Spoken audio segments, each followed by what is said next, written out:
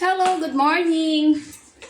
Uh, Please subscribe and Honeybomb Vlog here now. Now today I'm gonna make homemade spam.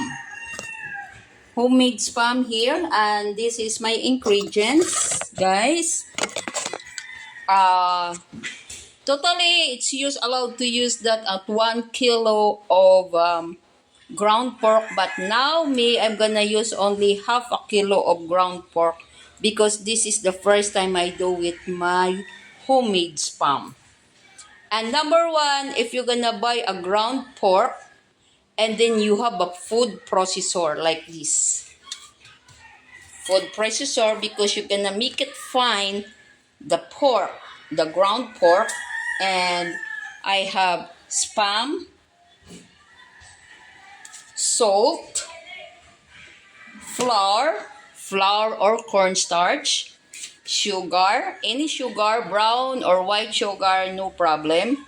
Fish sauce, this is the fish sauce, ground pepper, and some a little bit seasonings. And very important is pink salt. Because pink salt, this is the one gonna give a color for the spam. Now, I'm gonna try like this now. I try my best, guys. I hope this is good. Right? So, is the one I do it now. Make it like this, guys.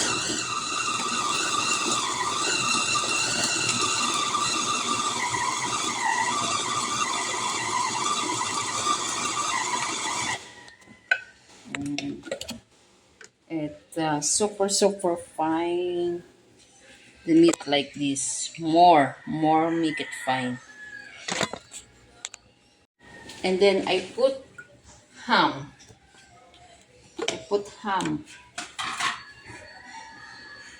Like this.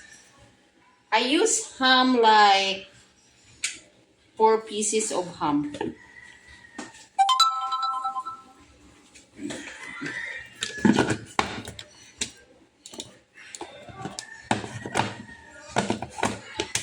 Oh, something wrong.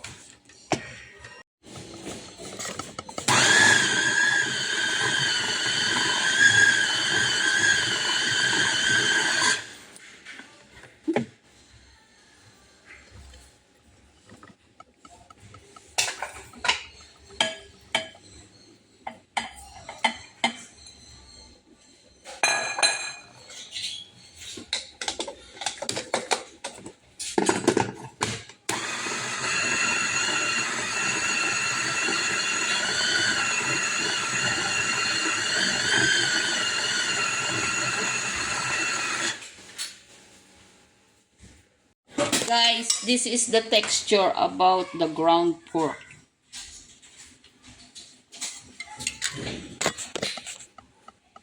I'm sorry, guys. One of my food processor, it's get burned. You don't have choice. Now we're gonna use flour.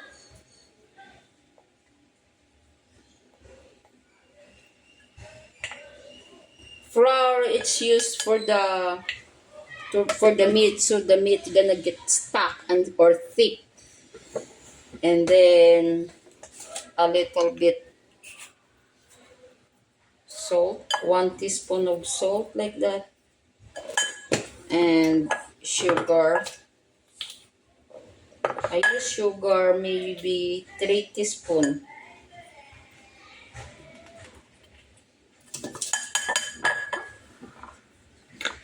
And then pink salt. And then I use pink salt. This pink salt. Maybe I'm gonna try what is salty. Very salty. And then a little bit this one. A little bit ground pepper too. And later I'm gonna use fish sauce. Guys, I'm gonna use my hands, but my hands is clean already. Stuck here. Oh, it's very hard. I'm gonna need to clip this.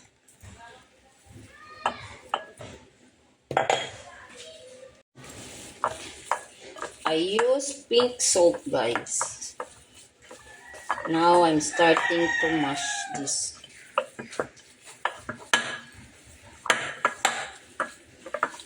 Smash it and smash it. I'm gonna put to the molder. And by the way, guys, when I finish this, I cover up the paper cling wrap. Guys, this is the final look. And you're gonna make sure you're gonna press like that so you don't have air.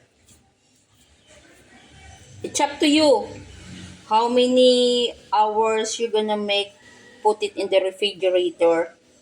Me, I'm gonna put in the refrigerator overnight. Some people allowed to put 4 hours only and then steam it.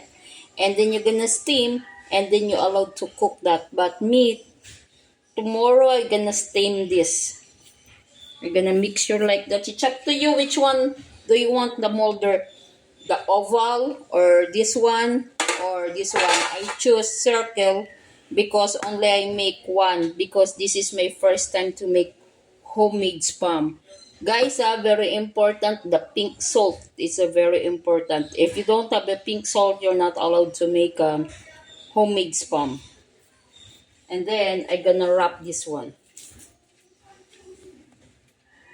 This is my final. I put wrap like this.